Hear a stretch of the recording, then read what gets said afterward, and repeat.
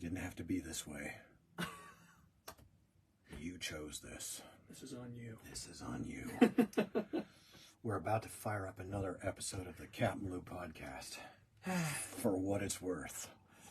And we are, I don't know, we're jittery because we're drinking coffee at 4 o'clock in the afternoon. It's 5:10. Doing this, is it? It is. It's good. We're making the most of wasting our time. I don't even have a place. I don't have a hair tie today. Do you really not? What do I do?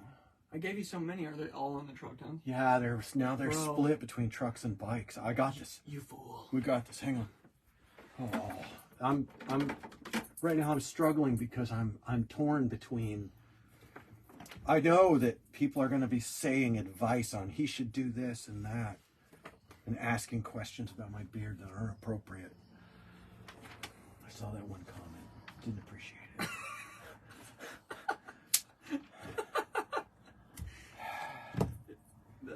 I'm just thinking about all the comments about your beard on that one video that's going viral right now. Yeah, I think with our Facebook and YouTube crowd, we have to have a conversation about this video that's going. It's going viral. Viral? Yeah, it's going viral like. Mad Lab? Don't know what to say. Why? What? Who governs? Why? Who governs these? These things that we have one video on it's a Instagram. Yes. That we don't do anything with. We posted some videos as a test. Yes. To see if we should post more, and it feels like they're scamming us.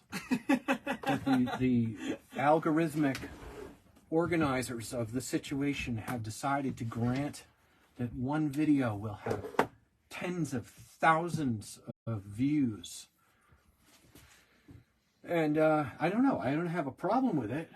It is strange, though. I mean, I don't know how that works, that people monetize that sort of thing. It doesn't seem right to me because there's no labor being accomplished.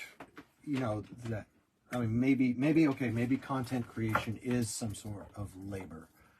Maybe it is. But that's actually a fascinating. I mean, what's the product? Why would they? What are you selling? Well, we're farming material into we're providing grist for the dopamine mill. That's actually true. That's what's going on. Is we're making content that helps them to keep people clicking, so that I think it's ad dollars for, let's see, Instagram is Meta. Meta is Facebook. Facebook is Zark Muckerberg. Zark Muckerberg. Zark is his actual reptilian name. So see the congressional hearing for more. Yeah. Yeah, but you know what's weird is that Instagram doesn't really have ads, I don't think.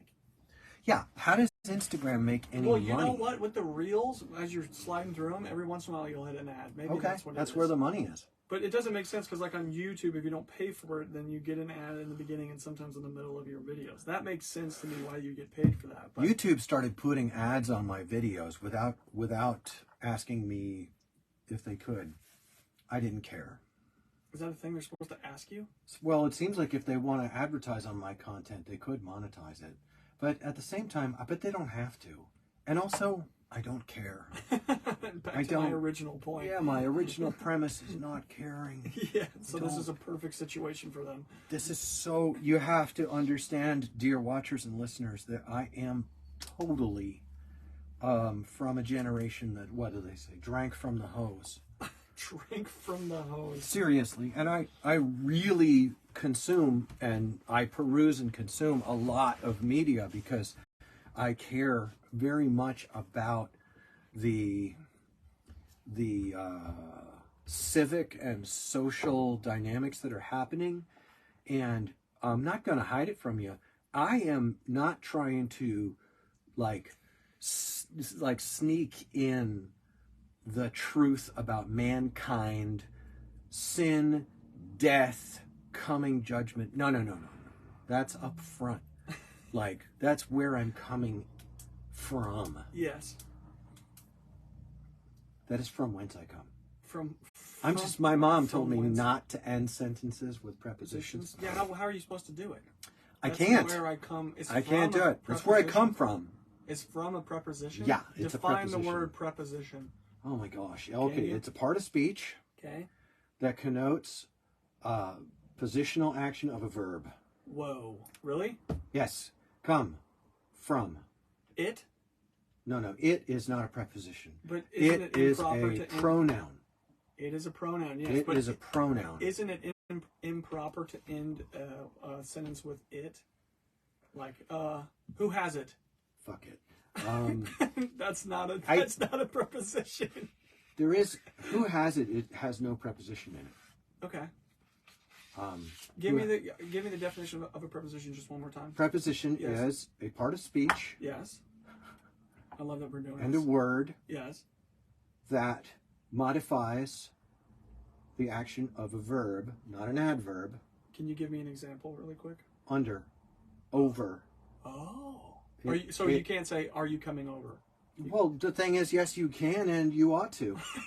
But I think my mom was wrong. Grammatically, that would be incorrect. I would say probably we could get out the Associated Press style book and find the real rule on this. But in older English that I grew up with, you couldn't say, "Where's it at?" So "at" is a preposition? Yeah, it is a preposition. He threw it at. Maybe it's a direct object. Maybe a preposition modifies the action of a direct object. Oh. Yeah. I'm gonna. Yeah, it might be. Dude, I was trying to look up what is a preposition. It is under the bridge. Yeah, it has to do with the object of a sentence. A word governing and usually preceding a noun or pronoun and expressing a relation to another word or element in the clause, as in the man on the platform. She arrived after dinner. Yeah. What did you do it for? Wait. What did you do it for? For it would be the preposition there. Which is very... Yeah, that's not a great definition of prepositions. Okay. But I don't have a better one. You know. Okay, here's another one. A preposition is a word or group of words used before a noun, pronoun, or noun phrase to show direction, time, place, location, and spatial relationships, or to introduce an object.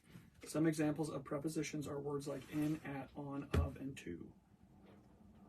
Prepositions in English are highly idiomatic. Oh gosh. I track with that, but there is another use of a preposition which is intent. Okay. So in Latin you have cases, and they have prepositions as well. Okay. And the combination of cases, nominative, that's the object of a sentence. Genitive shows possession to an object. Dative, that's to or for the object of a verb. Okay. Accusative shows that something is the object of a verb. And ablative, which is by, with, or from. So when you combine prepositions with cases, why am I doing this? It's actually kind of fascinating. None of you came here for this. Well, one more. Hold on. None of you came here. Yes. Yes. One more question for you. Do it. Okay. Do you think that language is something that we created or that we discovered? Like math could be described as patterns that we discovered, you know? Okay. But do you think language is the same way or something that we created? That was created? Actually, a really good question. Isn't that kind of fascinating? So it is my opinion that speech and language were directly gifted to humankind as a property of being the image of God. God's activity in creating was through speech. I don't know. Interesting. Okay. That was interesting. And then you can see God's lordship over speech in Genesis chapter 8, where the Tower of Babel incident happens. Yes. Which, by the way, you may be asking, Lew, do you believe that actually happened? And I would be responding, yeah, I totally do. But that's Like, not what that's we're talking easy for me to do. I totally do. I completely think that the testimonies of the scriptures are easily more reliable and valuable for formation of worldview than the paltry systems of belief that are being plied on us all the time right now. Seriously, I do. Hot take. Yeah, well, I guess it's a hot take, but it just doesn't seem like it ought to be. I don't know. That's just the way I am. Dude, and, you know. The print on this Bible is so big that it's like hard for me to read. Yeah. And it's hilarious because it's actually easier for you to read.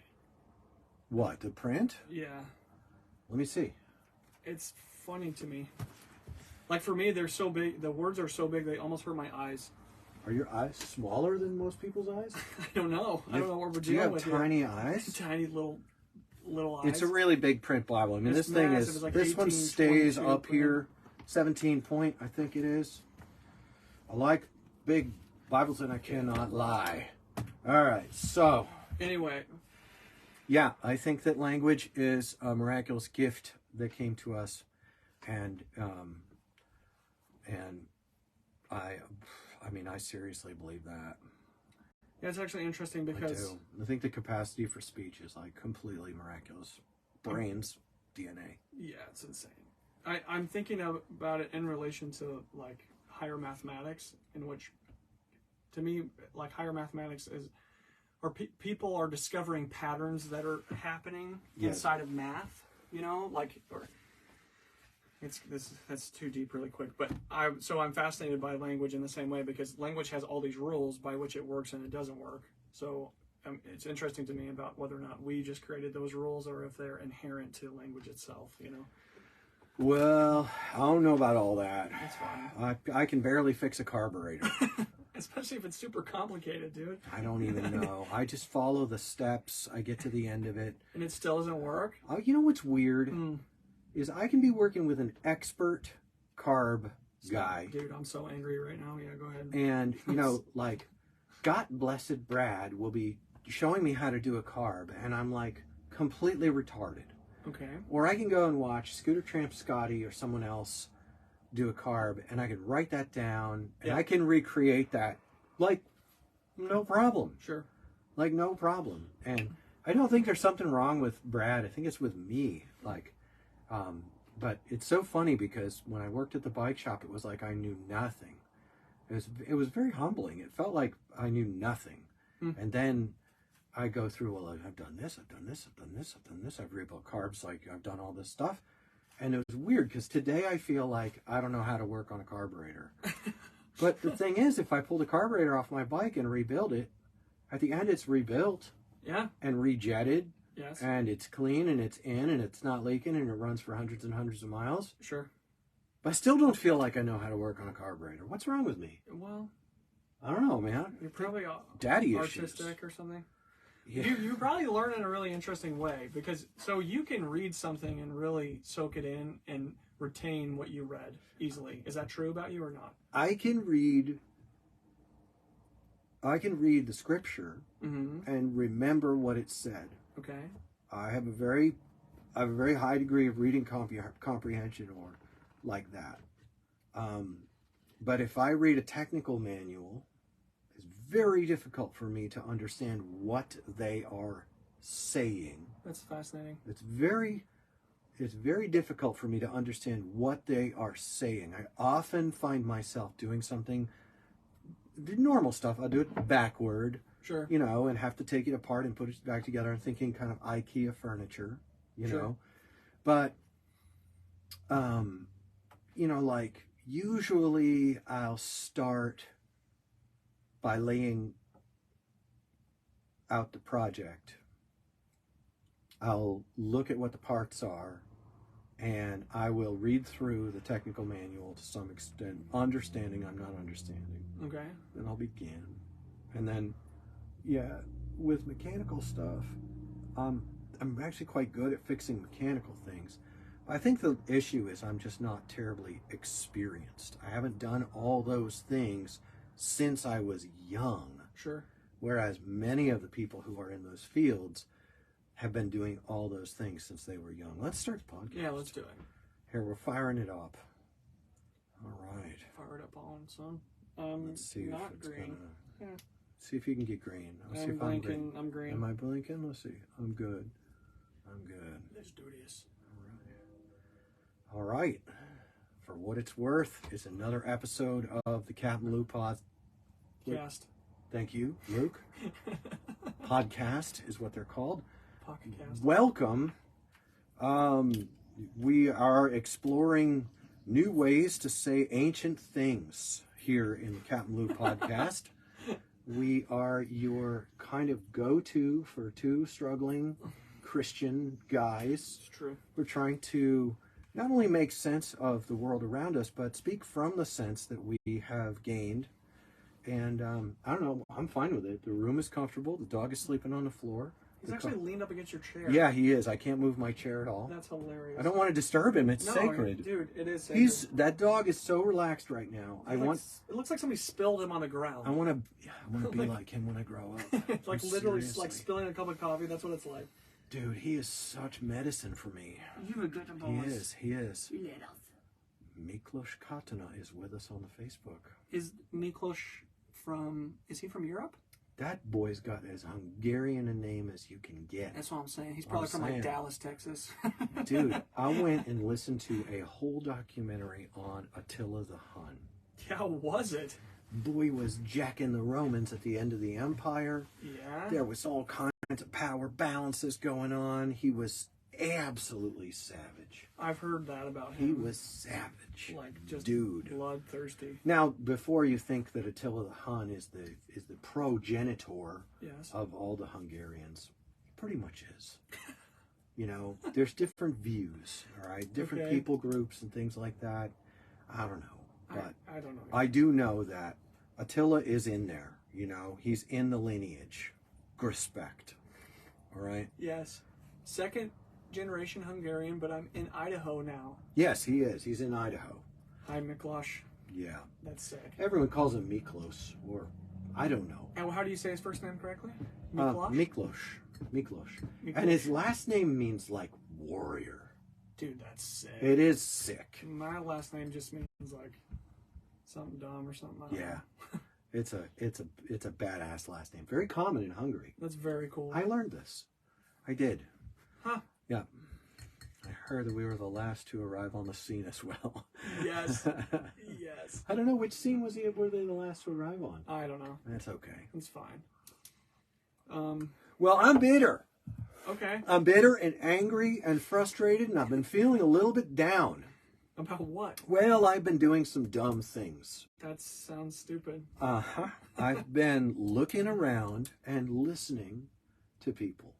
Why would you do that? I know. You I fool. know. Well, there have been a lot of things going on, and I'm the kind of guy, man, I did this back in 2015. Just blew it. You know, everyone's, yelling about stuff, and I'm like, ooh, that looks very concerning. So I set to learning. Yeah. Man, I started losing friends left and right. Oh, you're not down with our side of the thing. And I'm like, yeah, that's because I'm not a side of the thing guy. I want to know, what is the thing? I'll walk all the way around a thing before I figure out what a thing even is. And most things don't have two sides. It's true. Yeah. So I wound up failing the test I hope some of those old friends listen and know that I love you. But I know that I failed people's litmus tests and loyalty tests and like that. And now we got a lot of stuff going on, man. And I don't know, like, should we ignore it all and just like pretend it's not happening? You know, should we just make life about fun? I don't know, dude. I don't agree with that. No. I don't agree with putting my head in the sand and like that. But then I'm like, should we somehow engage all this mayhem? Yeah. You know, do we start talking about this thing and that thing and the views and the things like that, which is easy to monetize and easy to proliferate a following. If you just pick a big chunk that are going to agree with what you say, they'll tune in every time, they'll listen to you. you get the other side mad enough, and they're going to monetize you by Yes. what they call engagement. You know, Yes. you're going to have engagement. Right. And I don't. That's not just the. Whatever media we make, I want it to come from like the honest experience of who I am. The honest experience of who I am is I'm somewhat perplexed on a daily basis as I live down here under the sun. Mm-hmm. I care very much about things I see happening. I'm moved with grief and sadness about many of the current events. But I also am interested in the rest of the story. I'll give you an example. So we had this it's been going on forever, but there's this thing about they call gun violence, okay? Right. Well, I did the stupidest thing you could ever do. I started this years ago. I was like, well, how much is there? Yeah. You know, really, how much is there? Yeah. You know? Right. And like, where does, I guess, I live in America, and now all of our listeners are in America. All of our foreign listeners have dropped off. No. As far as the stats tell me. Yeah, it's I know. We lost Belgium. no, dude. Not cool. Dear Belgium, we're sorry. I'm not sorry at all. I'd like Belgium to know right now that I'm not sorry about a damn thing. And we're angry about it. We're angry at you, Belgium. Looking at our No, stats right I'm now. not angry at Belgium. Belgium is just angry at me and everyone else. And I'm talking about Flemish Belgium. It's fine. French Belgium isn't angry. Okay. They just don't care. Yeah, which is kind of pleasant. French Belgium gave us Jacques Brel. Jacques Brel is a great musician. Total hardcore God-hating atheist. I love him. Anyway, so here I am, right? Okay. And you know, you get gun violence, right? Yeah. I start going there. I'm like, all right, what are both sides of this? And I knew the one side very well because I was a very strong, like, pacifist. Sure. And, you know, and I learned a whole bunch of things about a whole bunch of things. I listened to a whole bunch of people, and I came away without being able to be unquestioningly loyal to so much of what's got so much popularity out there. Yeah. And I'm not going to tell you what I think about things like gun violence. I'm going to tell you that if you want to throw around ideas, do your learning. Do your learning. You want to talk about stats and rates? Well, get in there and dig around in the stats and rates. Do the whole thing, you know. Do your work. And if somebody challenges your position, then do more work and discover all of the factors, the limiting principles and all the factors that go into that challenge to what you think. Right. And the thing that bums me out is that people are deciding that other people are wrong or bad or evil just because they presently have this opinion or that opinion. Sure. And I knew that, like, that makes me really sad. Why? Because I know that kind of there's one side of this big emotional dumpster fire that doesn't want people to really look at stats and rates. Sure. You know, in my experience, Yeah. all the stats and rates have caused me to recognize that, violent crime has actually been on like a completely downward trajectory for like 20 years. Yeah, since like 1980 or something. Yeah. No, dude, it's crazy. Right. No. Like, I'm like, wait a second. There's a lot of really, really good news and progress that's embodied in these statistical analyses that is not allowed into the public discussion, whether you're talking about media of the mainstream sort, or, I mean, they would have you think that everything's burning down around your ears. But what I discovered as I looked into it was, well, dang. Yeah. You know, like, things have gotten better. Yeah. You know? Sure. And one thing that's very toxic is what I call the utopian aspiration. Like, And this is in all the issues. I mean, you find this sure. in all the issues. It's like this idea that we can fix the world and make the world be fair, just, right, easy. I listened to an AI guy talking. He was being interviewed by Lex Friedman. Oh, nice. And there was this pencil neck geek sitting there talking about AI and how AI holds, don't be, it's close quarters in here. I'm sorry, I didn't wear deodorant for like 3 days and I've been too depressed to shower. So. Oh, bro. And so bro. I threw some Dio on top of it.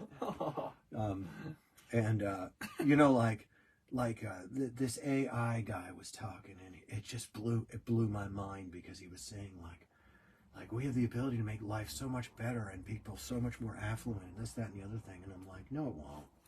Yeah. No, it won't. I mean, you're gonna do it. We get it. Right. We get it. We know that it's not going to. We know that it's going to increase the power of the top and increase the oppression toward the bottom, and it always does. And like, am I against AI? Like, damned if I know. How does a person develop a position on something as incredibly complicated as like AI? Yeah. Well, I know how. A person sets themselves to reading, to listening, and after about 2 years, you can go from working your job and you can work your job and raise your kids, and at night you can listen to an hour of material or read an hour of material every night, and you've done as much work. If you're able to write and ask questions, and if you're able to process it through, you could have basically a master's degree level understanding of any topic. Which is wild. Well, that's what human beings ought to do. But now we have these knee-jerk positions that we just get. Yeah. And usually, I think, especially the utopian aspiration is particularly pernicious. Yeah. Because, like, the road to hell is paved with good intentions. Yeah. And I'm looking at this, and I'm like, dang, dude. Like, this is burning down the world. Like you can't just, in the name of making the world a better place, you can't go and make the world a much worse place. Right. For a standard of better that was never going to happen, don't, and like, I'm speaking very generally because it doesn't serve us well. I might have the chops to actually engage some of these topics. I might have the chops for that. But you don't need me to engage these topics, whether it's, like, what is an American person supposed to think about the Trump indictment? Because I see people who are automatically celebrating it. Yeah. All right. Right. And both of the impeachments as well. I see people who are automatically celebrating it. Right. And I'm sitting here, and I love when criminals get caught. I get it. I wish that criminals getting caught equaled human trafficking being much more difficult. I really thought that by now we'd have some of these human trafficking guys and gals. I thought we would have them locked up. Yeah. And that maybe, I don't know, like firing squad. Yeah, right. I don't know. Quick, I'm not really into capital punishment. Yeah. But so I really, if that were happening, when I see like a former president, no matter what a scoundrel a former president might be, sure, being prosecuted by the administration of a sitting president with such clear lines of political affiliation. Yeah. I think, this is really bad for everyone. This is bad for everyone. Right. It's like, what? It's just the hall closet. And it's like, yeah, but the hall closet being on fire. It's not like there's a fire in the hall closet. No, it's just a hall closet. Nobody even uses it. Yeah. And it's like, guys, and I'm like, I'm looking at it, and it doesn't, the legal nuances of such a situation aren't beyond the grasp of normal American people. But the work is tremendous. But it really is. The work for me to understand. The first they were leaked. Right. But then the case was released. Yes. The leaks were confirmed to be the case. So, this has been out for, and I'm like, gun violence, the Trump indictment, AI. Right. Jerusalem is being hit with rockets, and the Israeli military are killing 15-year-olds in the street. France is basically, oh my goodness, like, there's millions of French people in the streets, and that's going and wrapping your head around. Well, they're mad because they have to work 2 years longer before they get their pension. No, they're not. They're mad because their government betrayed the content of their due process in passing that. No, they're mad because of another thing, I don't know. I've got work to do. And then I'm like, look into some of these things, and I see this. And then there's like, why so many fires at food processing places, and why so many train derailments? And then yesterday, a huge truck full of highly toxic soil from East Palestine, Ohio, tips over into a farmer's field on the way to, and I'm like, does it have to tip over? Yeah. You had one job. That seems very strange. And all of the weird that appears to be, like dirty dealings around the EPA and Norfolk Southern Railroad. And you're just looking at everything. Right. And it reminds me of the words of Jesus in Matthew 24. I'll pull it up because I'm almost right there. The words of Jesus in Matthew 24, and it's just a quick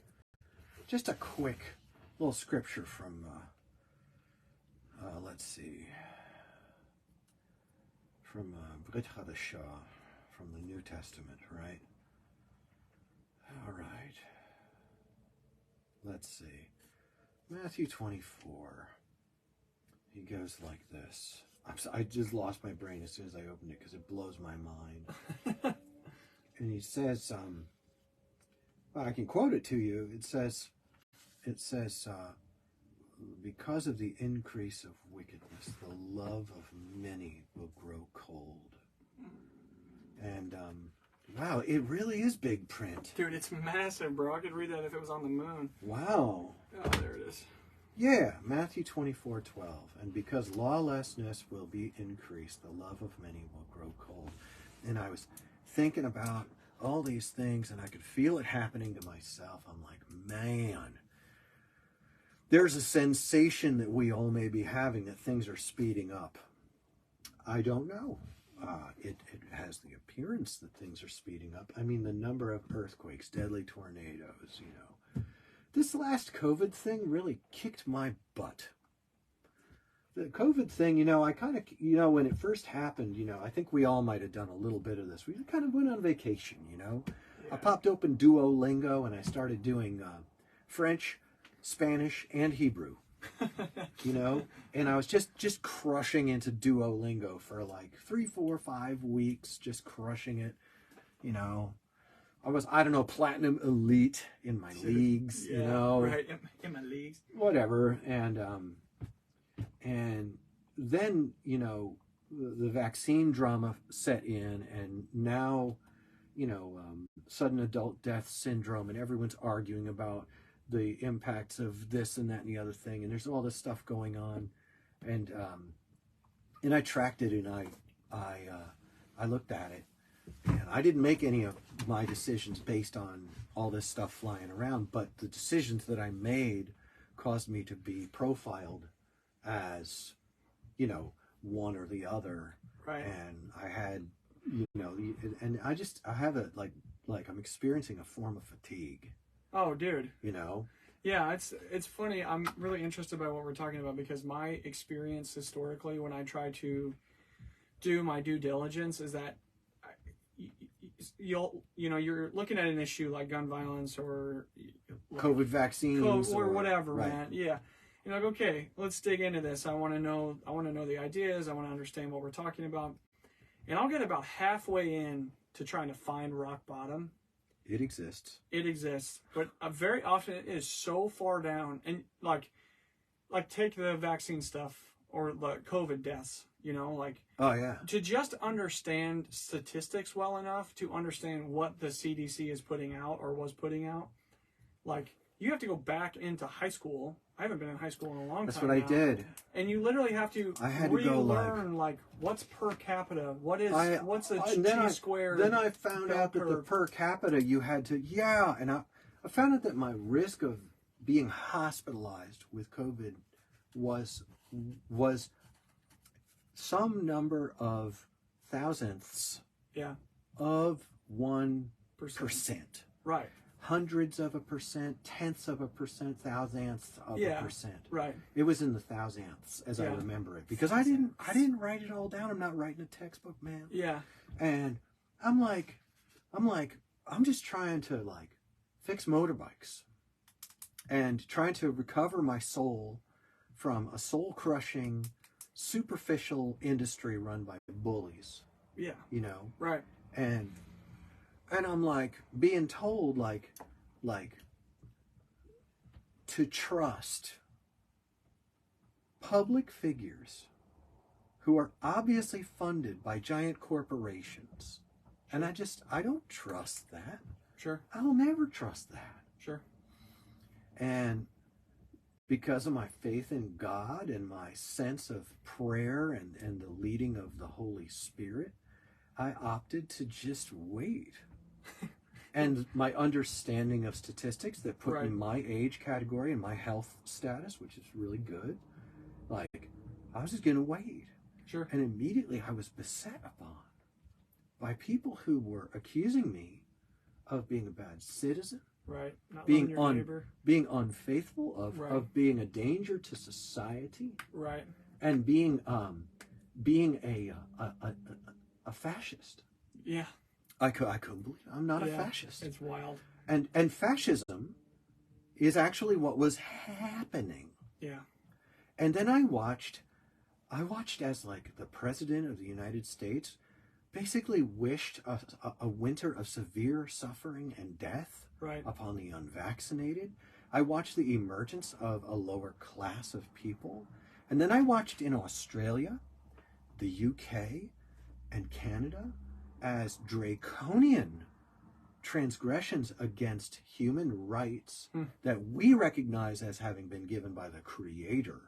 Right. And that's where America stands out. Right. We recognize rights as something endowed inalienably by the Creator. Right. Okay?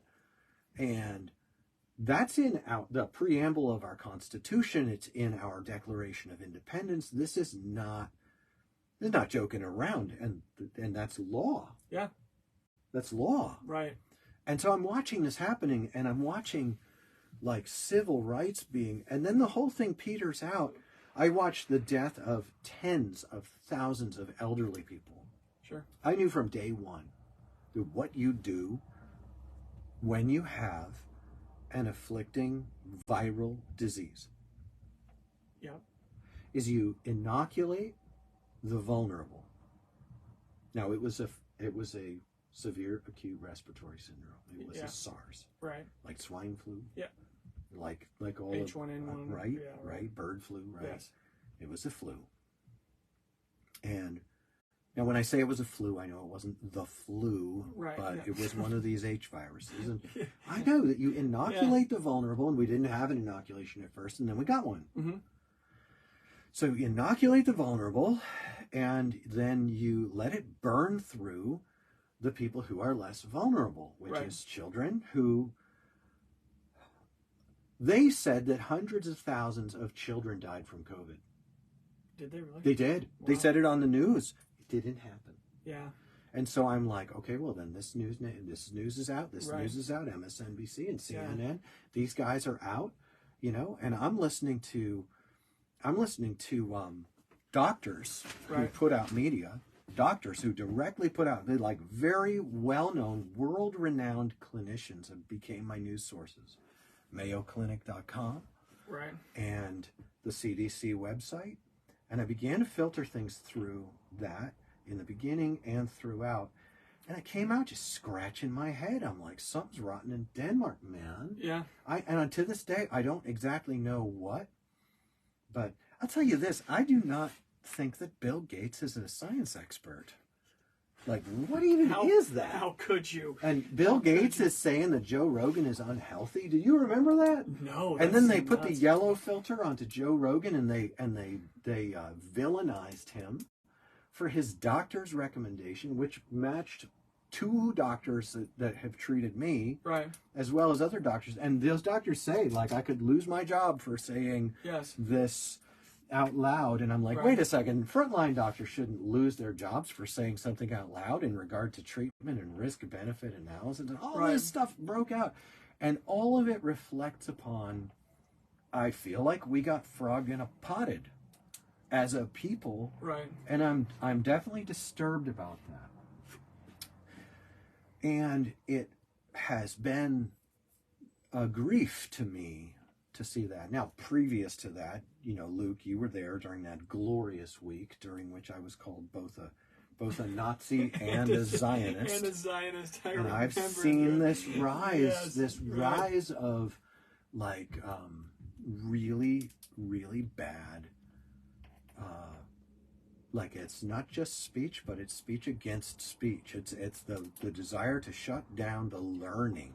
Yeah, right. Shut down things that break certitude and cause us to consider. Right. And I get it. There are a lot of Americans now. There's 330 million Americans now. There used to be 100 million. Right. There used to be 50 million, but now we're at 330 million. Yeah. And we got a lot of stuff flying around. And none of it didn't help that so many people got so, like, they got their hair blasted back because, topically speaking, you know, David Icke and Alex Jones were the only, I mean, I remember when David Icke and Alex Jones, these guys are really weird and way out there, but they were talking about human trafficking. Now, granted, they were talking about human trafficking like lizard people are eating humans. Yeah, right. And that psychic vampires from the fourth dimensional beings are you know, blood sacrificing and like that. Right. But Sean Atwood, as a journalist, was publishing works on the Boys on the Track and the Arkansas cocaine pipeline and things like that. And there were real journalists. Gary Webb, a journalist for, I think, the Chicago Tribune, was his death was ruled a suicide. 2 bullets in the back of his head, ruled a suicide to this day. Yeah, Gary Webb. They even did a Netflix thing on him. That said it. Like on Netflix. No, absolutely. Like on it's Netflix, completely insane, you know? dude. I know. And the deeper you go into the rabbit hole, the more you feel like you've lost your mind. Well, what makes me wonder is, like, at what point are they putting dissidents into camps in this country? That's where I am.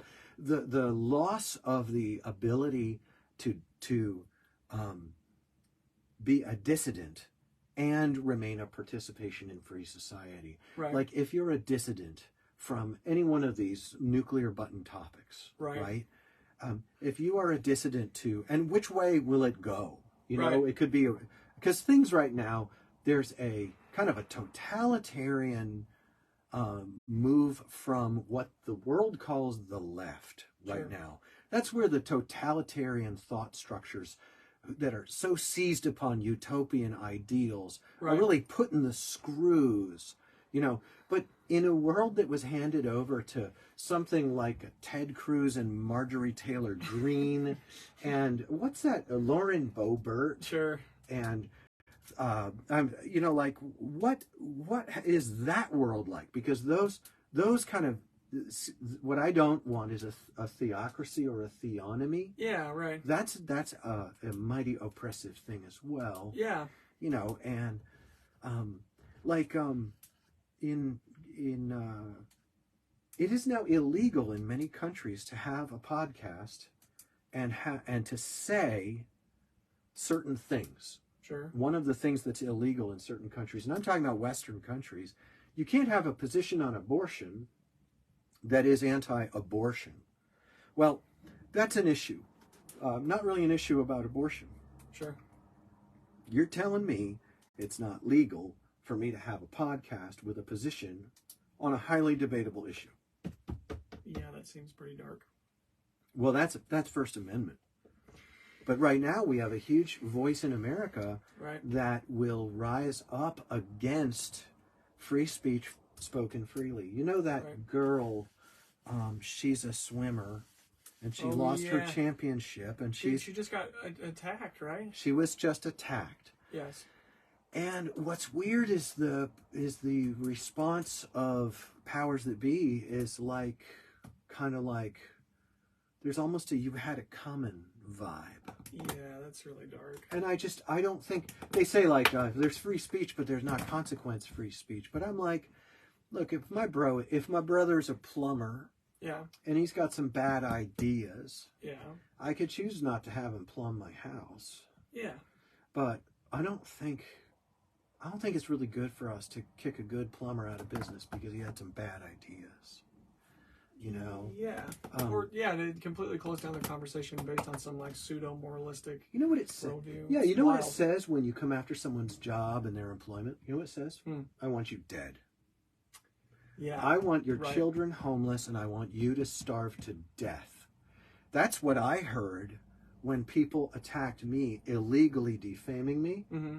I heard, I want you to not be able to make money for your family, and I want you to be homeless and to have to flee to a different city. That's what I heard. And I Right. was right. Right. That's exactly what we're saying to each other, but it's lost. We've lost the love of neighbor that should season public disagreement and discourse. Right. We've lost that love that, look, you and I might not agree on some particular issue, and it might be an issue that we feel very, very tenderly about, but I'm not going to try and get you fired from your coffee shop or a florist Right. because we disagree on a particularly thorny, high consequence issue. Right. Like, I'm not going to do that. You want to know why? Because I love you. Yeah. I don't hate you. Right. I don't want you to go down in flames. Therefore, I'm not going to come after your employment. I'm not going to harass your private life because we disagree about something. And the ability for two people to debate one another in public is now compromised because public debate is seasoned with social threat that includes this dear girl. Yeah. I don't know her name, but she was kidnapped. What? Yeah, legally, what they committed was kidnap. Wow. She was beaten Okay. by the crowd, scratched, pulled at, and punched by the crowd. It's on video. Wow. It's insane. And she was dragged into a room with a security detail around her. Okay. The crowd stood at the door, and then they began to laugh and joke about, well, pay us all $10 and we'll let you go. Well, Wow. right there, a legal line has absolutely been, that is unwillingly made a prisoner and now ransomed for money. They started joking about I think they were joking. Sure. But they were through that humor, if it were humor, they were confessing what they were doing. Sure. And I'm sitting here and I'm like, wait a second. This was about people who are biologically male competing in female sports. Right.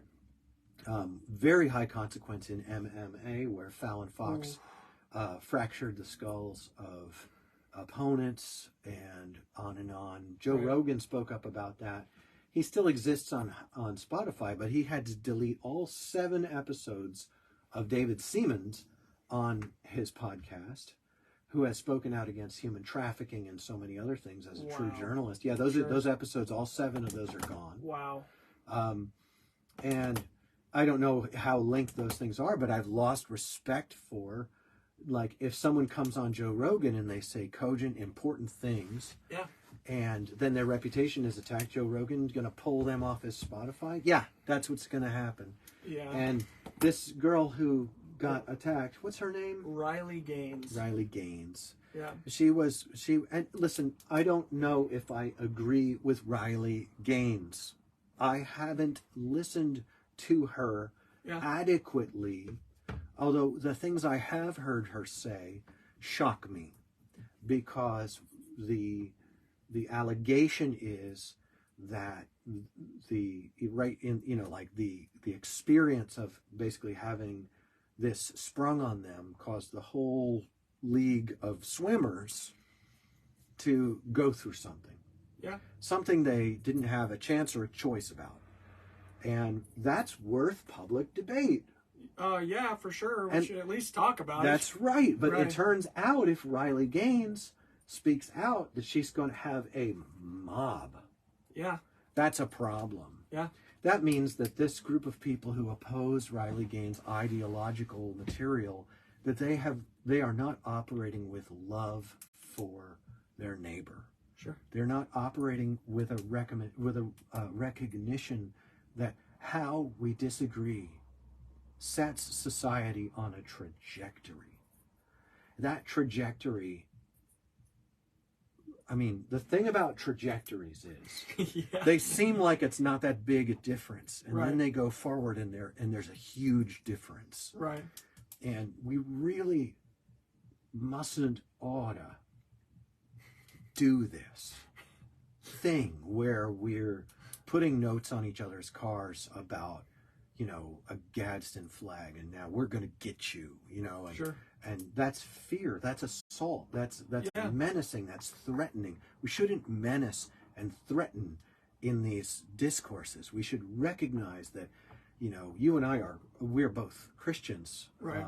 Practicing, not experts, right? Yes. But we live in a society that is pluralistic. Sure. There is going to be debate, and there's going to have to be compromise in our society. And so we can't have this kind of destroy someone's life Right. happening. It's happening. It's Right. really going far. Yeah, and really I think on both sides of most topics, in my experience, about 95% of the people don't actually have any real information that they're basing their decisions on.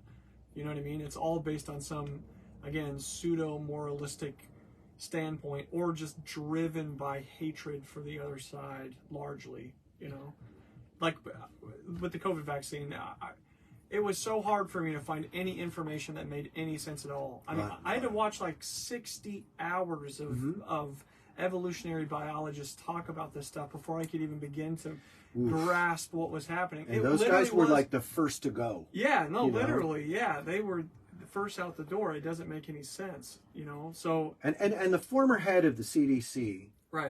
as well as one of the main people, stepped down. Yeah. And the people who stepped down during it were silent for a long time, and then they spoke out. Right. But I was like, I want to hear what they have to say. I want to hear what doctors who were the most decorated and respected doctors until this moment, I want to hear their dissenting voices. Yeah. I want to hear what these guys are saying that causes the main group of powerful Pfizer, Right. J&J, Pfizer, Moderna. Right. I don't trust those institutions. Sure. Those are the corrupt lobbying that has given us, we don't have a republic, we have an oligarchy. We don't have a Princeton did a study on our government, and it's an oligarchy. What? Princeton? I don't get it. Even if I thought that all those companies were extremely moral companies who were going to do the right thing, because they had everything to gain and nothing to lose by making the vaccine and selling it using government dollars, just that fact alone is going to make me want to go to other information sources to confirm that the things that they're saying are true or untrue. I was freaked out when I saw that the CDC's preparation for a SARS outbreak in 2014. You know what they wanted to give everyone? You know what drug they wanted to give everyone? Probably ivermectin. It was. Yeah. It was. Right. Ivermectin was the protocol that they had settled on. And when this came around, I was expecting that to be part of the protocol. Vitamin D, ivermectin, sunlight, exercise, healthy diet. I thought all these things are what fortify the human body. Right. And I was shocked in the very beginning. They said nothing about being healthy, eating well, or vitamin D right off the bat. And I'm like, I didn't know I was such an expert on the flu. Right. I didn't know I was. I just thought that was what you do. Yeah. And I'm sitting there and I'm like, and I went to prayer, and in prayer, knowing the stats, knowing the risk, I was like, you know what? I can reduce my footprint. We were locked down. I can reduce my footprint. Right. And then it was like October when the vaccine started coming out or some such. I don't remember. December, whatever. And I was like, no, I'm just going to, I had a very small footprint because I was working at that time, I think I was working at the bike shop. Yeah. And I was like, you know what? All I see is these three guys. All we do is come here, work on bikes, go home. Yeah. You know? And that guy, and that guy, all the three guys I was working with had already had it, and so had I. Right. And you guys also all work like 25 feet away from each other. Yeah, the entire right. We of the day. and our you know, it was easy to social. It was legit, dude. It was Right. actually pretty much perfect. Meanwhile, I got people who were asking me to sign on to some like loyalty pledge about believing Dr. Fauci, and Right. I know Dr. Fauci. You ever see the movie with Matthew McConaughey about AIDS? Yes. He was the bad guy in that movie. You know, Yeah. he was the bad guy. That's so funny. I don't understand. That's Why so would I funny. trust that guy over the likes of Dr. Peter Corey and Dr. Malone Right. and the evolutionary biologists? And then there was this other doctor, and his name is Dr. John Campbell. This guy was very pro-vaccine, very dude, he's pro-protocol. amazing. Yes. I was following him from day one. Yeah, his when videos this are happened. amazing, right? He's this really mild-mannered guy. British, you know, clinician of Yeah. incredible reputation, and he wrote textbooks. Yeah. He is like legit, and he was very pro-vaccine, and I loved him Absolutely. because I was holding back from taking the vaccine, but I didn't believe that the vaccine was bad. Right. Now, I had other voices in my life that were like, "No, this is transhumanism. Right. They're more what do you call it? They're Taking it- copywriting Yeah. your they're patenting your DNA." Yeah. Right. And I looked at that and I thought, well, you know, when the aliens finally reveal themselves, and then all of a sudden, you know, I mean, Yeah, it could right. happen. You know, Sure. I'm like, that could happen, and maybe Yeah. the moon landing was staged. I don't know, you know. Right. Van But I'm Riebeck. like, I don't know about the Van Allen Yeah, right, radiation. yeah, Well, I don't know about all that. You know, I like Yeah. those guys though. Yeah. They tend to be a God-fearing clique of kids. You Yeah, know, sure. little you know, little. Tinfoil hat. Well, the thing I learned about the tinfoil hat people is you got to watch out for that, Well, because I was looking at the tinfoil hat guys, but I didn't look down my nose at them. I'm like, well, what's going on? You know, like the real flakes, like David Icke. yeah, You know, like I'm no friend to the fundamentals of David Icke's worldview. sure. You know, Right. but I'm like, yeah, I don't know, dude. Some of that's got some teeth to it. So I file that in my, in it gives me a larger context. Yeah, right. And then the QAnon stuff that was going Dude, on I for so forgot about long, and the QAnon. mass arrests Yes, and all right. this stuff. And You know, Epstein, and I was right. watching Yeah. that because people I love believed it. Yeah. And I love those people, and I'm interested in what they believe because I love them, and I don't know what to do with what to me seemed wild-eyed things like that. Right. But I did the following thing. I didn't ignore them. I didn't vilify them. I Right. listened to them. I became closer friends with a lot of those people over the years. Right. And it's odd. I still enjoy sweet friendship with many of these people, and there are aspects of what they were talking about. You remember it used to be a left-wing conspiracy theory that 9/11 didn't make sense. That It makes was the sense. left. It was That makes not the sense. It would be. right-wingers. Yeah, it was sure. the left wing that was Yeah. saying that 9/11 doesn't make any sense. Sure. And I remember watching the Zeitgeist things, which are tremendously anti-Christian. Like, Zeitgeist is tremendously anti-Christian Sure. and really, really hardcore against Yeah. my fundamental worldview. But I was like, you know, they got a point or two in there. Yeah. You know, is that Building 7? That's a head scratcher. Yeah, that You know, one. that's a head scratcher. Worry about I'm watching it. these. Yeah, I'm watching these things, and I'm watching these people, and I'm like, you know what? I don't want to throw those people out. There's a baby in that there bathwater, Right. you know. And so then, all this is hitting, and I'm like, well, and I'm looking, and it's like, well, Dr. Pierre Corey is not crazy, and neither is Dr. Robert Malone Right. or Peter McCullough. Right. These guys got kicked out of everywhere. Yeah. And now there were some other doctors that I was like, okay, that's a bit much for me. Especially there was a very Christian lady with a very funny last name, African, and I'm like, well, I'm not feeling yeah, I that remember. vibe. Yeah, I'm not sure. feeling that vibe on that. But I'm hearing pieces of that among people who are more. And then I watched Dr. John Campbell, Dude. and what happened with him was so interesting. Yeah. To go back and listen through this trajectory. And I'm looking at it and I'm like, Dr. John Campbell wound up in the same place where I am in terms of, I just don't trust lobbyist money. Right. I don't trust those things. And so I'm outside on a lot of loyalty tests. And I also don't trust university academics. Mm-hmm. I think that the university academics and stuff, they've all gone the way of Foucault and money and Kinsey. That's not money. That's money. That's not cash. Yeah. Money vagrant. That's John Money. Who, all this postmodern right. and all this stuff. And I oppose, I guess by some default, I oppose these doctrines. Yeah. In my life, in my bedrock of, I believe the ancient ways. I believe in a God who created us with his own purposes and his own pleasure in mind. I do. I believe that we all got lassoed into this thing, that there's a point to this thing, that the focal point of all of human history is Jerusalem, early AD, the man on the cross, the empty tomb. And I think that we're going to see a coalescence of many of these dynamics being an attempted eradication of such thinking. I do. I think I see it coalescing, that they really don't have a problem with your belief that there are two genders. They have a problem with the God who made it male and female. I think it's going to wind up coming down. I might be 10 years early. Yeah. But Post-market.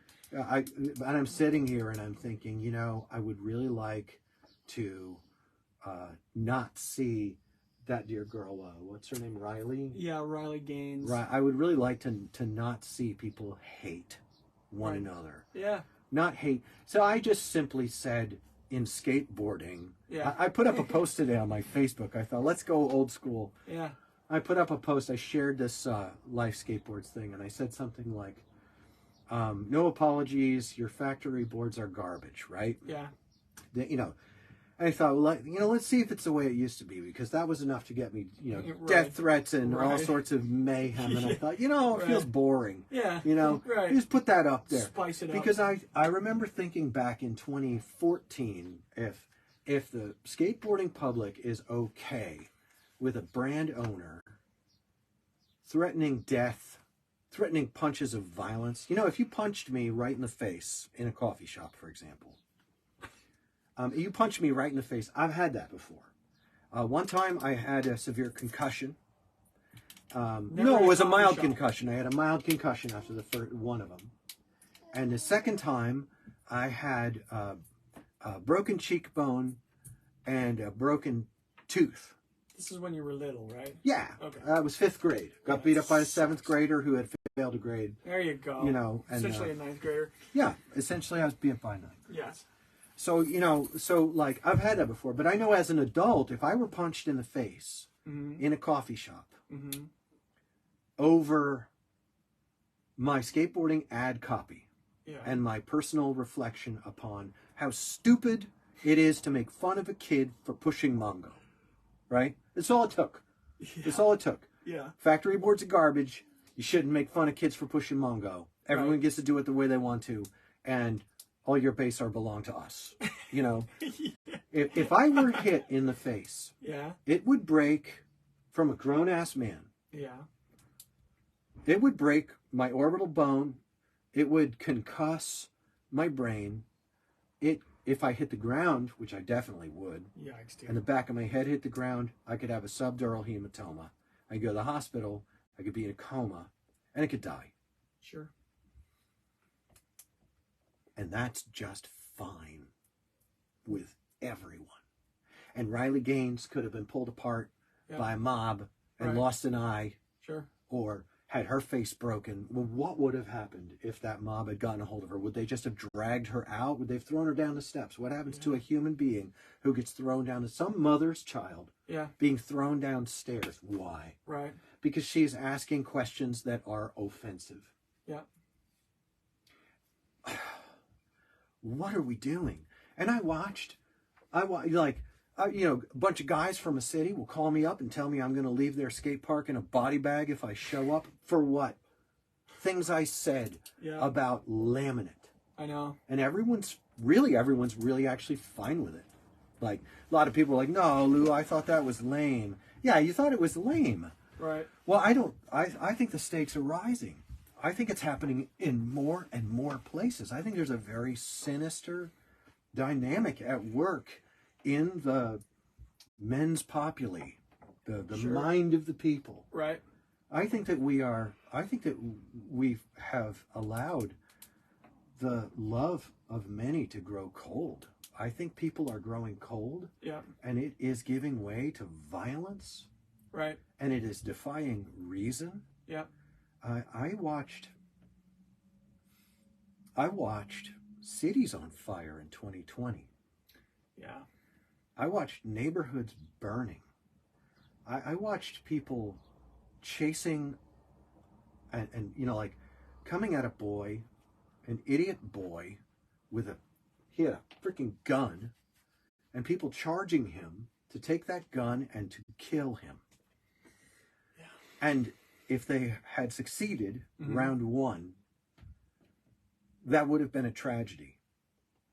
They were killed, and we had tragedy. Yeah. National disaster. And Right. I look at these things and I think, this is so bad. Are we approaching, or are we beyond a tipping point? Because I think we should love one another and stop hating each other, no matter what Right. difference there is. We should stop. Hey, I don't think we can get it. Yeah. I mean, I was thinking about your conversation about the tinfoil hat guys versus the super pro, whatever my TV says, guys. Yeah. It's funny because I actually disagreed with both of them for the same reason, which is that they were both expressing certitude about opinions without having any real information. You know, my stance the entire time was, I don't know, convince me. Well, Using logical arguments and with data, convince me, you know? It was interesting because, like, take your Alex Jones, right? Yeah.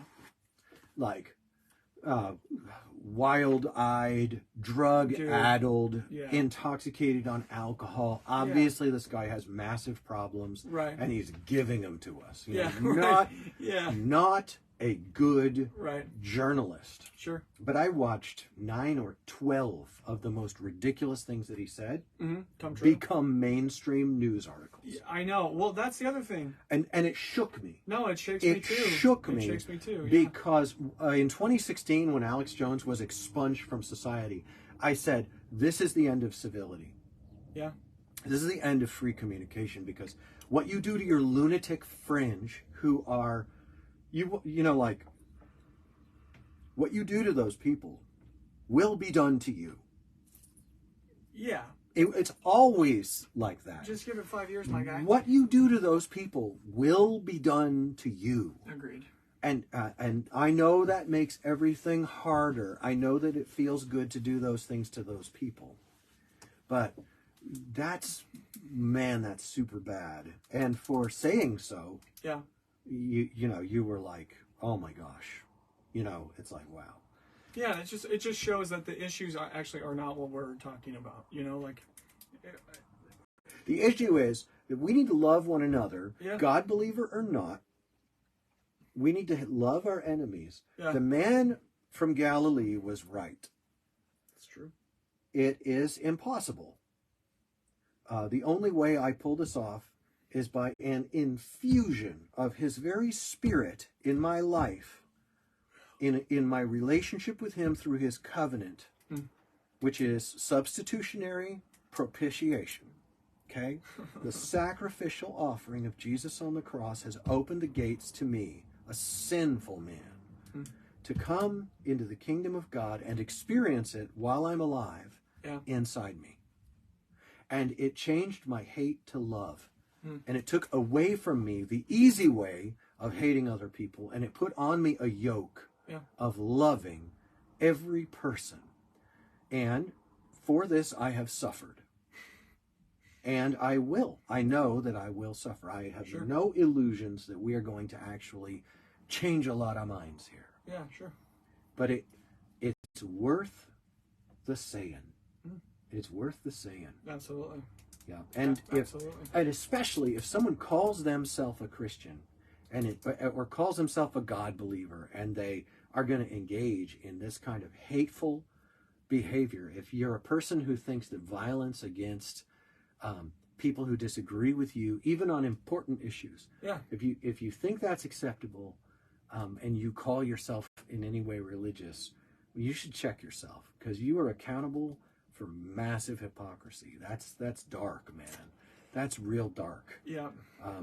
Yeah, especially people who there's a lot of it too. Like on the right wing side, Yeah. you've got a lot of rabid hatred Yeah. that's even spewed out of church pulpits. Yeah. And I saw a guy, he was like a Tennessee pastor, and he was saying like you can't be forgiven by God in Jesus and be a Democrat. Wow. And I was looking at that and I thought, man, that is super just gnarly, yeah. so twisted. It you know, really that is off reservation, man. Yeah, that is against the code, my friend. Against the code entirely. I Wow. had someone pull me aside and tell me, like, Jesus preached against empire. And I'm like, give me some chapter and verse. Yeah. Jesus preached about a kingdom that exists in this world inside people. Yeah. So you can't be telling me you're in that kingdom and you're pleasing that king while you're forming a mob and dragging someone down and giving them a beating for whatever view they have. Yeah. That does not work. Just like when I was advertising that my boards were good, it was my job to get my face punched, to get shoved around, and I didn't get punched. I'm very happy that I didn't get punched. I hate being punched. Dude, yeah. Yeah, I hate it. Me too. I really do. And I can't be trusted. I have there's a rowdy side to me that might not let himself get punched. And he's not a good guy to have visit. That's the carcass I drag. Yeah, carcass dragon. Yeah. So I'm dragging that carcass, man. I try and keep him down. Yeah, it's interesting when I kind of thinking about this conversation we're having. Sometimes I get this feeling, when I'm trying to decide how I feel about something, I feel like I have 5 options in front of me, and they're all shit. Yeah. So you end up having to just take the least shitty of all the options and filter your ideas through it until it either works and the ideas are filtering in a way that makes sense to you. It's all aligning, or you realize, no, this one was bad, and you just pick up the next one and you kind of try it on for a minute. But I'm still just struck by how much work it is. Like, I've been in my own life thinking a lot about the differences between inside the Christian faith and between like Arminianism and Calvinism. And dude, it's like a lifelong study. Like, I'm exhausted. I have listened to so much media and I have read so much, and I still haven't come to a conclusion about it. I'm like a broken man. I really am. And like, it's the same thing, like I said, with the COVID stuff or with any of the other issues. If you really want to know what the truth is, be prepared to spend a lot of time going like, okay, well, I agree with about 2/3 of that, but in this context, I don't really agree with it. I mean, the nuance is tremendous, and it leaves you totally exhausted. Like, I'm fatigued by the amount of work that it takes just to figure out how to even think right. So your opening sentence is the place where there's something that lies there. You used the word works. I got 5 options in front of me. I'm going to pick one. I'm going to work it and see if it works. Yeah, right? sure. Well, that, by the way, is identifiable as philosophical pragmatism. Oh, interesting. Yes, and the philosophical pragmatist evaluates trajectories of decision based on whether or not they work. Sure. Now, that's a subjective evaluation. It is. All right. But that's what they do. Right. And so everything is subject to, I'm not accusing you of this. You're not purely a pragmatist, but pragmatic thinking is important. Yeah. There are certain realms in life, like mechanics. Sure. It's got to work. Yeah, for sure. And the proof is in the tasting of the pudding. If you did something and it worked, right, maybe you did it differently. But if you say it worked and then it blows up after 10,000 miles, it didn't work. All right. Yeah. So you can see there are different ways of evaluating. Well, it worked and it got him past the. So See, you look at like an issue, like we've got a big issue in our generation right now. We have queer theory that has come from the school of Foucault, Kinsey, and Money. Mm-hmm. We've got this queer theory, Right. and people are going to decide that they're going to decide to evaluate it based on whether or not it works. Sure. All right, you got all kinds of arguments. You've got the better to have a son than a dead daughter, the suicide argument, Sure. the self-harm argument. Right. You've got all of this stuff going on. And I'm sitting here, I look at it and I'm like, well, none of it works because that transformation of a person from one, from their biological sex into an assumed gender, there's a schism there between their biology and the entire trajectory of their life that is made at a certain inflection point in their life. There's a crisis and a choice and a change, and then the whole rest of the life is consequence. And someone's going to say it worked great for me. Someone's going to say it didn't work great for me. The thing is, the people who are saying it didn't work great for me, this is a side note, they are now the subject of incredible violent threat. Yeah. They're the objects of tremendous defamation and derision. Right. And they make some very, very good points that ought to be part of the conversation. They're getting dragged.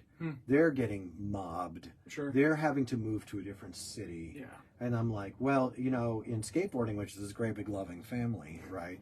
You can have to move to a different city because you said, I think the laminate quality is better here. Right. Get him. Get him. Yeah, that right. literally No, happened. Literally, yeah. Throw his boots in the garbage. Yeah. Pop the tires on his motorcycle. Right. I need Phil for my DIY. Send him home send him away in an ambulance. Right.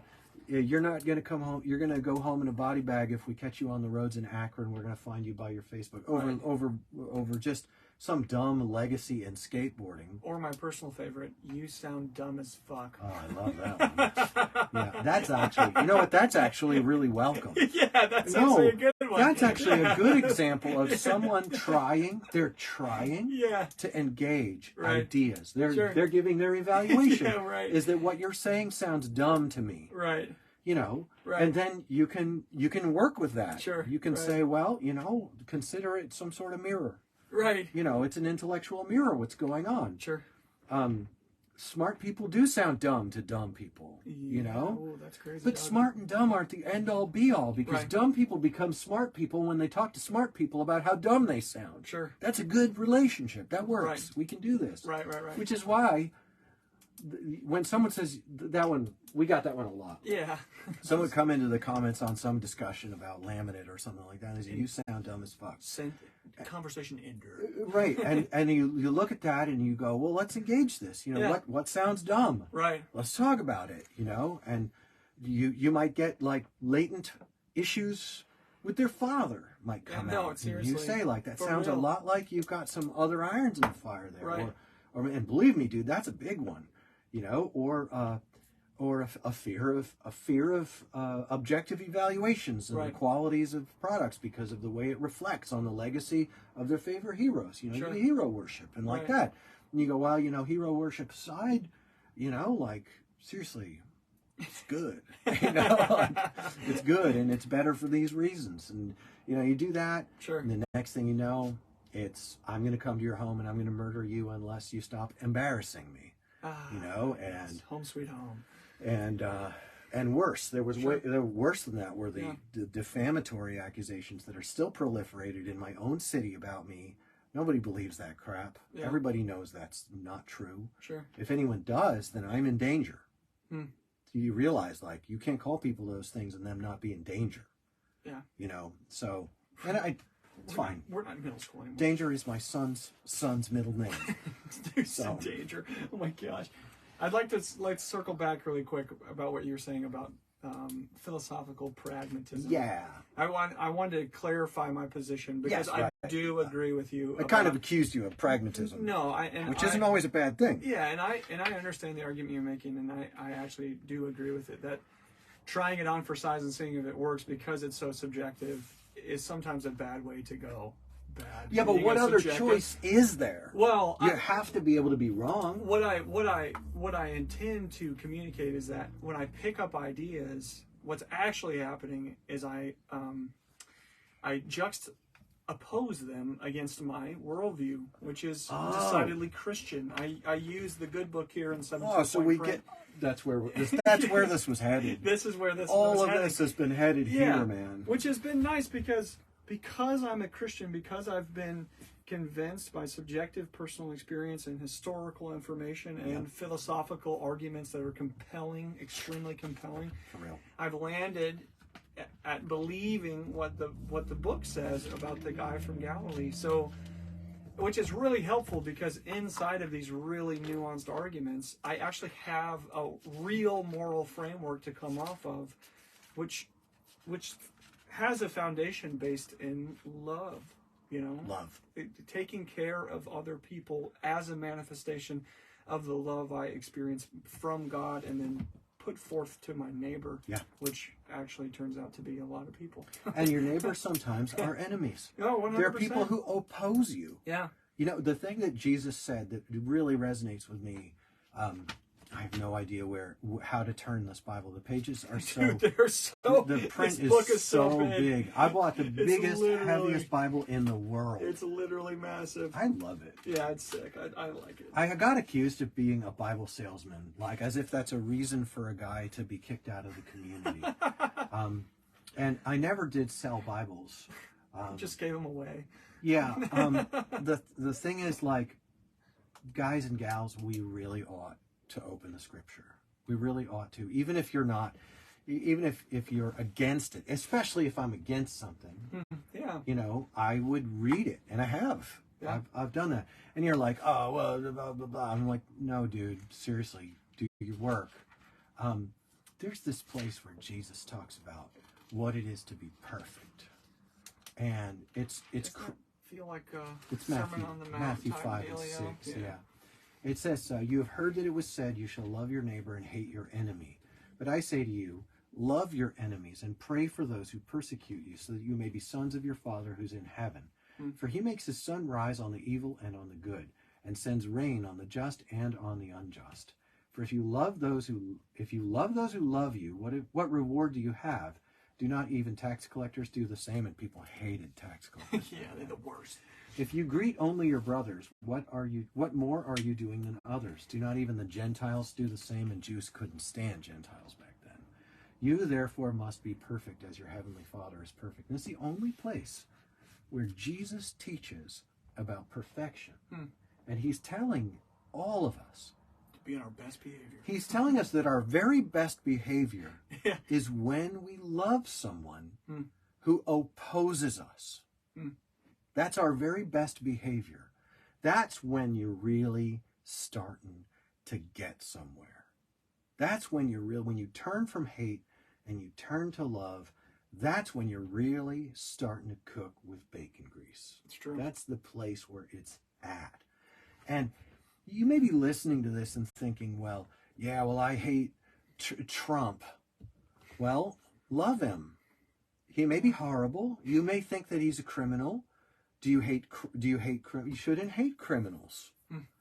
Someone steals your someone slaps you on the right cheek, turn to him the other also. And if someone would sue you and take your tunic, let him have your cloak as well. And if someone forces you to go 1 mile, go with him 2 miles. Give to the one who begs from you, and do not refuse from the one who would borrow from you.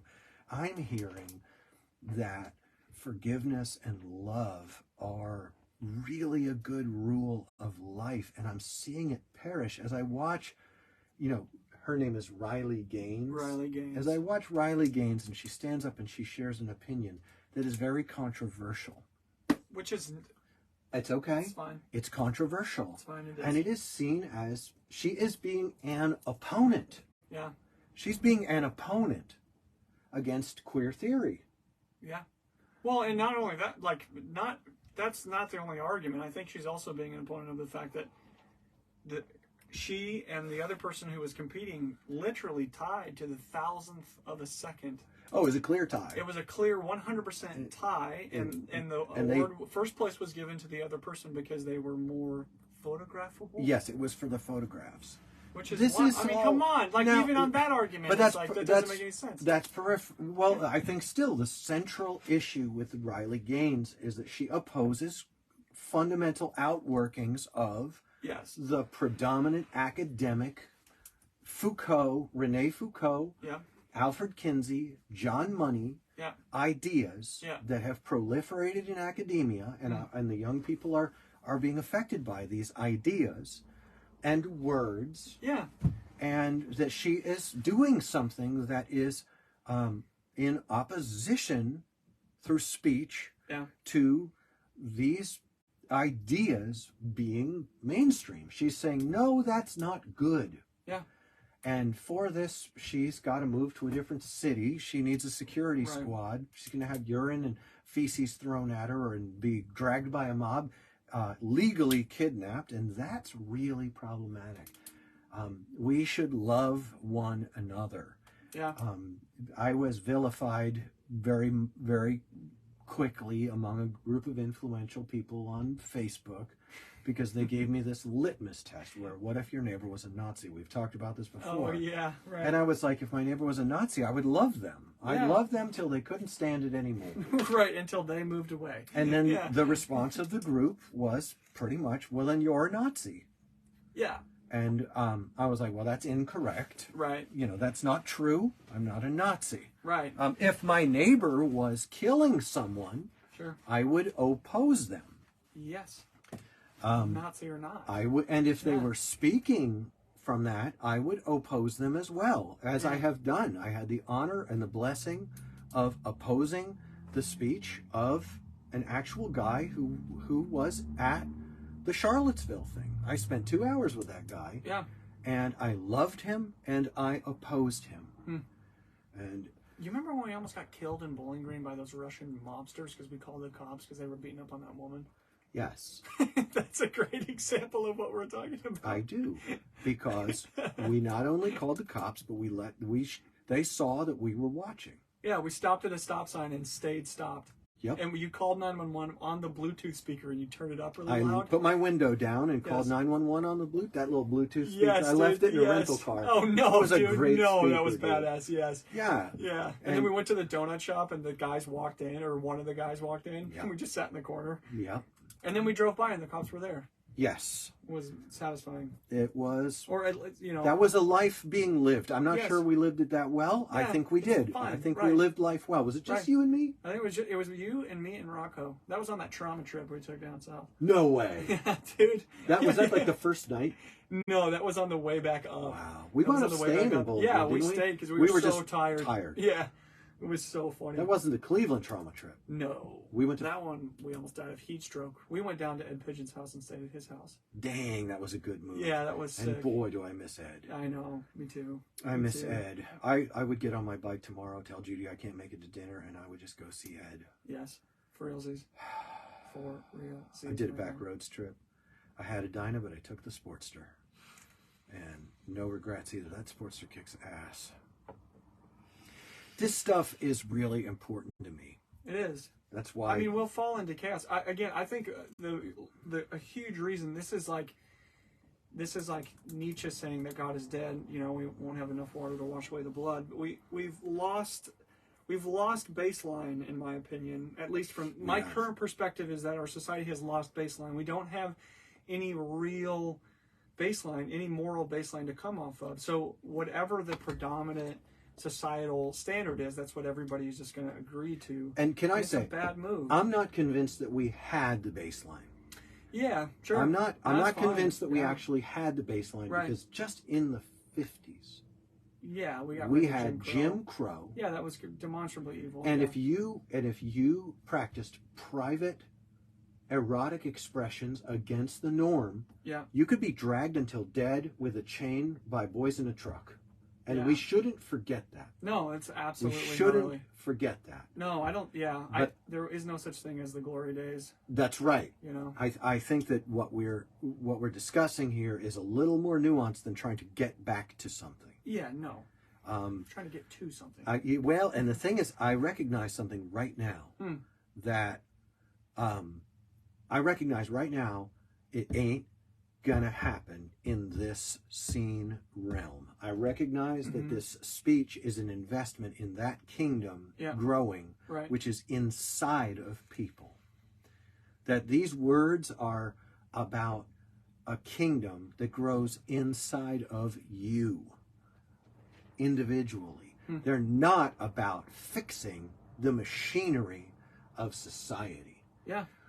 When a whole bunch of people have this kind of transformation, it does impact society, but that is not the agenda. It's not. That is a peripheral outworking. Sometimes a bunch of people seize hold on this and they become prisoners. That's true. They become dissidents and they suffer tremendously. Who were the group of Christians that sold themselves into slavery? That was Ireland. That was those boys who sold themselves into slavery, Moravian Christians who sold themselves into slavery. I think they were from, what is that beautiful country of beautiful people that suffered a genocide under the Turks? Oh, I don't know. Armenians. Armenians. I'm not sure. Sure. But not Armenians.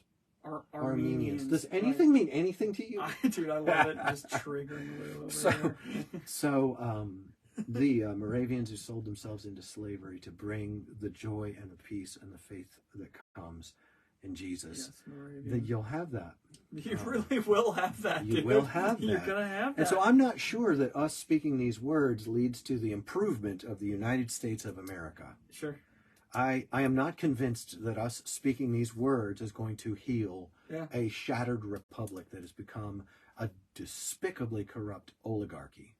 Sure. I don't entertain jingoistic, nationalistic notions as we discuss these things. Me neither. But I lift up to you guys the way of Jesus, the ancient path that was foretold, that this stuff happened and it matters today. And I recognize that that's not necessarily what someone might come to the CapmLew podcast for. Yeah. But that's what you're getting. Yeah, this is on you, friend. That's right. You could just turn it off at any time. Why are you mad, bro? And then he opened a big Bible. It was really big. It had 17-point print. I'm just imagining people changing their therapy appointments to Wednesday and Friday. It had 3,000 pages. Dude. It had a world maps in the back of the patriarchs. Dude, It had a timeline of the Bible, Paul's first and second missionary journeys.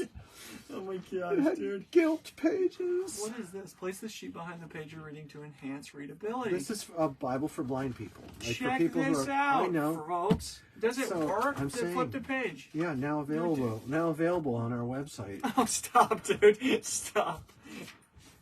Oh, it does help. I don't know. I'm just here, man. Would you look at that? Well, I wish that you all would look at that. I wish every one of our listeners would not only look at that, but hear it, listen to it, and hear it, and see that his way is right. He's right, man. We should love our enemies. We really should. Yeah. We should do what's right even when it hurts us. We should keep our word. We should love our enemies. We should follow the way that Jesus told us to. Johnny Cash was right. Okay? Listen, he did everything wrong and he was right. Yeah. So we lift up these things to you in the hope that they may provoke a deeper look into things. You know, you it's a skateboarding podcast and like that. You know what? Well, what were you wearing? Oh my gosh, dude. Oh my gosh. Not good. Low terrain, pull up. Definitely not good. Terrain. Oh my Look, gosh. friends, it's been good being with you. We hope that this goes out far and wide, but we have not many expectations that it's going to, take off like what? Anyway, it's fine. It's a lot better skateboarding podcasts out there. Definitely. Check out The Bunk. The Bunk. What? Intentionally, not saying the name of their podcast right, but saying it every time we podcast. Did I? It's The Bunt. The bunt. Does anything mean anything to you? Oh my Oh gosh. my gosh. That would be hilarious. We thought it was the bunk the entire time. People are like, I can't find it, bro. The bunt. All I find are podcasts about bunk beds. I don't get it. Have I been saying it wrong the whole time? No, you've been saying it right. That was Okay, the only good. time you said it correctly. All right, good. All right. Oh man, that's funny. Well, you'll have that. You really will. Well, since you will have that on those big jobs, this was the CapmLew podcast, and it is always, for what it's worth, we hope that this somehow contributes to something that would be of eternal value for you. It's true. We wouldn't mind seeing some temporal changes. I don't have any idea what to do about the things I know, the things I've seen, but to try to share them. This is the best I got. It's not that great. It's fine. But I'm here. So, as always, life skateboards are the boards we ride. Yeah. Will we make skateboards? Yeah, we will. We do. Fine. We do. But that's not the big thing. Hmm. The big thing is making these 90-minute podcasts that are sometimes 45 minutes long. Yeah, you'll have That's that as only well. happened a couple times. No, and We've I been think really a nice good. 45-minute is nice for people. That's like maybe a drive to work and then sitting in the parking lot for 10 minutes. Well, before you maybe go we in. should be putting out 2 40 minutes. I don't know. But we need I to- like we the need to- longer form. Nobody is sending us in anything at CapmLewQuestions@gmail.com. Again, this is on you guys. Yeah, that's right. No one's sending us nothing. We're not Right. getting any real hate speech on any of our posts. Even that one that's blowing up has only the most mild of any sort of critique. Yeah. Yeah, it's I feel Sometimes like we get an angry emoji. I'm still trying to figure out who does those, dude. I want to like talk with I them. have a feeling that the person is sending those emojis in there out of a Like an agreement. Solidarity. Yeah, like, oh, I hate that as well. yeah. Okay, I think because I noticed they're usually at a point where we're expressing something like, like people being beat up for being wrong about something. And That's then not okay, good. You should yeah. be able to be wrong about something. Right. You should be able to be wrong about something and encounter someone who accepts the dignity of your having been created. Yes. I'm just saying. I'm going to say it could you again say and that? again. I'm going to contend in my generation Yes. that people who are wrong in my eyes Mm-hmm. are still created by the Creator who made me, and they are still loved by the Savior who died for me. And so my interactions with the people who are wrong in my eyes will I think always be seasoned by the grace that has ruined judgmentalism for me. And it's ruined my ability to say, you're wrong, get him. That doesn't work. Yeah. And anyone who names the name Christian or Jesus and doesn't have that vibe, don't trust them. Don't trust them. Yeah. Like, don't listen to them. I'm not telling you to trust me. I'm saying crack the book. It's really not that far above you. Like, it ain't that heavy. No, they got the easy to read versions. Read the easy to one to read first, and then do the You could harder do one. Genesis. You could just read at the beginning. Yeah. Just It's like a story. it is It's a almost story. like a Chronicles of Narnia type deal. Yeah. It's like even not more that bad. Narnia than Narnia. Right. Or Judges is a great one. Judges is intense. It's got good stories in it, though. There's anal sex in Judges. Ah. There is. You can't even hide It's it. true. What the what? What? Seriously, I don't know how. It's kind of intense. How did the believers in these scriptures ever become people who couldn't teach their kids about sex? I don't even understand this, man. Because it's icky. Yeah, That's the point. it blows my mind. I know. It It does. boggles the mind, dude. My disappointment in what is this weird Americanized thing that they call Christianity is super gross. Yeah, it's fine. And I love those. I love those people.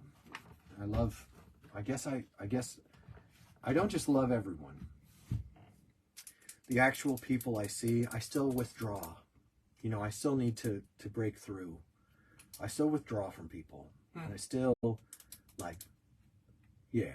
I mean, I'm thinking probably another good topic to talk about is when we say love your enemy, well, we need to define terms a little bit because, Anyone who opposes you. well, what about love? I'd say I can describe love. It's, yeah. Love is patient. Love is kind. Love is kind. We can just start there. It's like a James Taylor song. We can start there. It's again it's from in the book. It's from the book. It's Love from is the big patient. Love is kind. book. Yeah. But even that isn't really. It's a description, not a definition. What you can say. Well, which is interesting. In the book, it It's says bad. that God is love. It's true. So that's problematic. But doesn't it say that God is righteous and just as well? Is love not righteous and just? Is love is Yes. it not love that punches in the face the person who hurts the child? It's true. Is it not? No, it is. Well, that's the nuances I'm talking about. Yeah, Because I think a lot of people, when they hear love, they just hear like, Oh, they want the hippy No dippy. judgy, They like- want the hippy dippy kind of love. yeah, no, we're talking about blood in the No, sand, my friend. that's just glorified hedonism. No, Yeah. no, love is gnarly. Love would go to war. Yes. Love is a warrior. Yeah. Love makes Odin look like a sissy. Indeed. Yeah. Indeed. No, this is a problem. Like, Yeah. yeah, You know what I mean? yeah. You know what I mean? Yeah. I think it's important to define terms. We've lost all concept of reality. I think that in these present times, that's not yet entirely the case, but it looks like we're barreling down Yeah. toward the loss of fundamental reason. Yes. Civility, reason, civics, Yeah. duty, service, Yeah. love for neighbor are perishing. They're evaporating off the earth like water off the surface of something hot. I don't know, the hood of a car, for example. Like when it's hot out.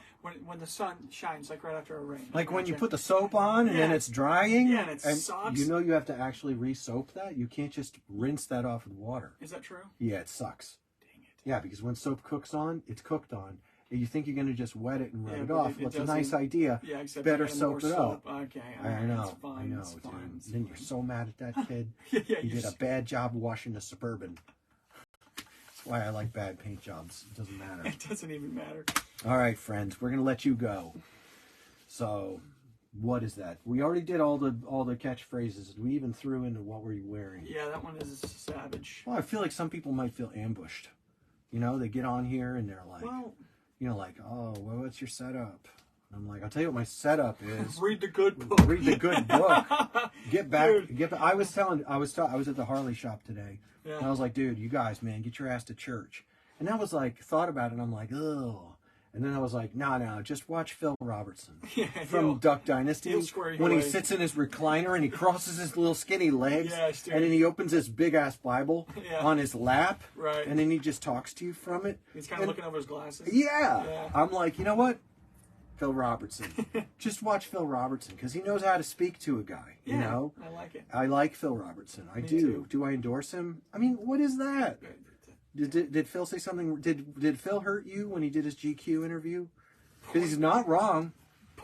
He wasn't wrong. He wasn't even wrong. Do you want a world filled with disorder and all those things? Point- Yes, you do. Point on your ideas where Phil Robertson touched you. Yeah, yeah. Well, we'll talk about all that and more later.